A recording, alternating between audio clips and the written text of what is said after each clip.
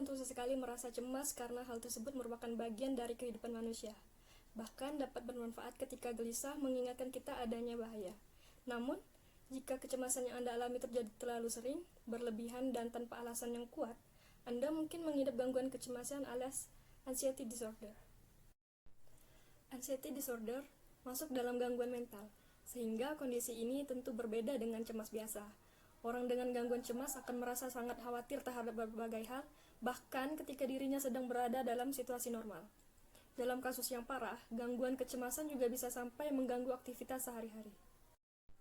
Lalu, apa spesifikasi dari anxiety disorder atau gangguan kecemasan?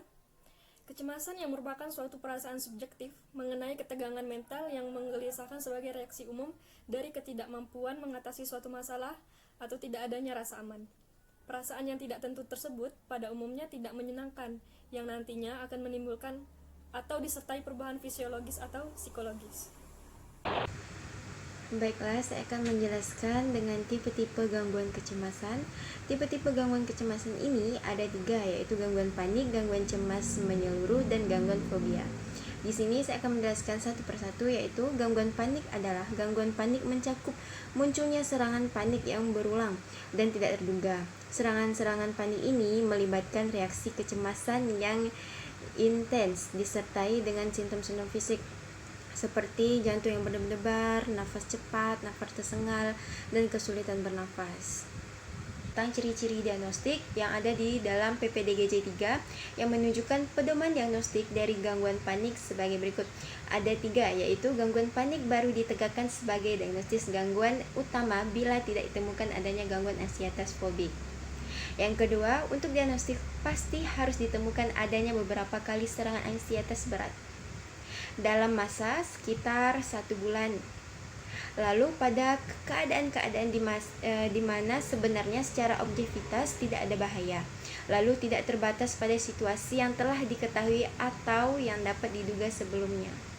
Nah, yang ketiga, dengan keadaannya relatif bebas dari gejala-gejala ansietas pada periode di antara serangan-serangan panik, tetapi umumnya dapat terjadi juga ansietas antisipatorik, yaitu ansietas yang terjadi setelah membayangkan sesuatu yang tidak diharapkan akan terjadi. Baiklah, saya akan lanjut menjelaskan tentang faktor-faktor penyebab.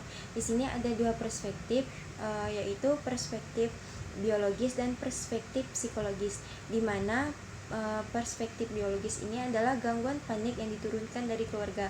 Dalam teori biologi, panik disebabkan oleh aktivitas yang berlebihan dalam sistem noradrenergik, yaitu aktivitas yang menggunakan neuron yang terlalu berlebihan yang secara umum menghambat aktivitas.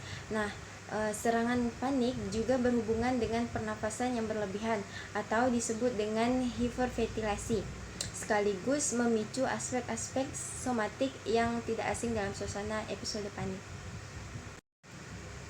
Nah, dari perspektif psikologis yang menggunakan dengan teori kognitif menjelaskan bahwa cara berpikir yang terdistorsi dan disfungsional memegang peranan yang sangat penting dalam pengembangan gangguan kecemasan.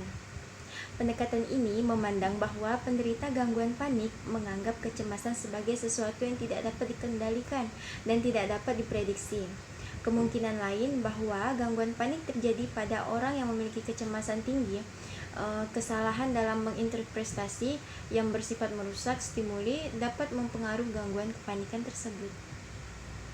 Nah, saya akan menjelaskan tentang penanganannya. Penanganan secara biologis biasanya diberikan obat-obatan anti panik. Beberapa obatan tersebut menunjukkan keberhasilan sebagai penanganan biologi bagi penderita gangguan panik. Nah, obat-obatan tersebut mencakup seperti obatan antidepresan. Lalu, penanganan psikologis terhadap gangguan panik ini telah berubah seiring berjalannya waktu.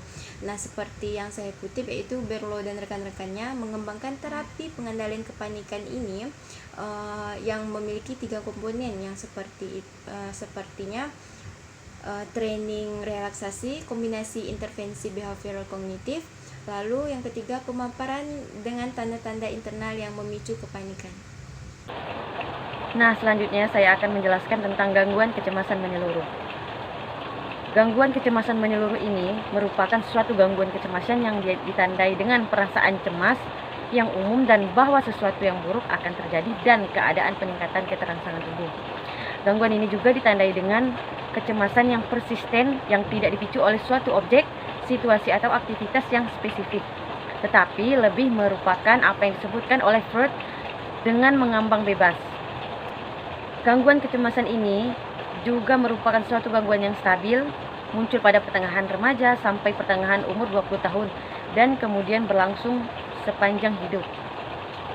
Gangguan kecemasan menyeluruh menurut PPDGJ 3, yakni penderita harus menunjukkan kecemasan gejala primer yang berlangsung hampir setiap hari untuk beberapa minggu sampai beberapa bulan yang tidak terbatas atau hanya menonjol pada keadaan situasi khusus tertentu saja. Lalu, gejala-gejala tersebut biasanya mencangkup unsur-unsur sebagai berikut.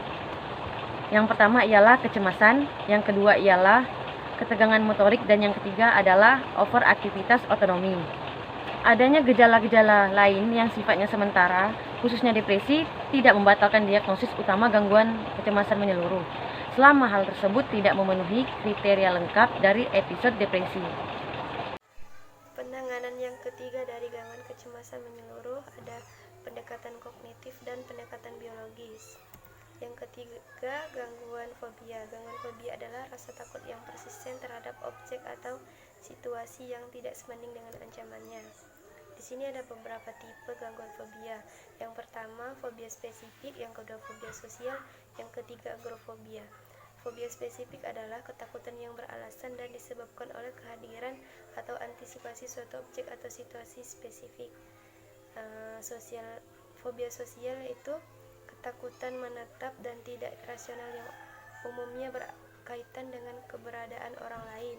Agrofobia adalah ketakutan terhadap pasar. Ciri-ciri diagnostik fobia khas terisolasi. Yang pertama, gejala psikologis, perilaku atau otonomik yang timbul harus merupakan manifestasi primer dari anxietasnya dan bukan sekunder dari gejala-gejala lain seperti misalnya waham ataupun pikiran obsesif. Dan yang kedua, ansietas harus terbatas pada objek atau situasi fobik tertentu. Dan yang ketiga, situasi fobik tersebut sedapat mungkin dihindarinya. Pada fobia khas ini umumnya tidak ada gejala psikiatrik lain, tidak seperti halnya agorafobia dan fobia sosial.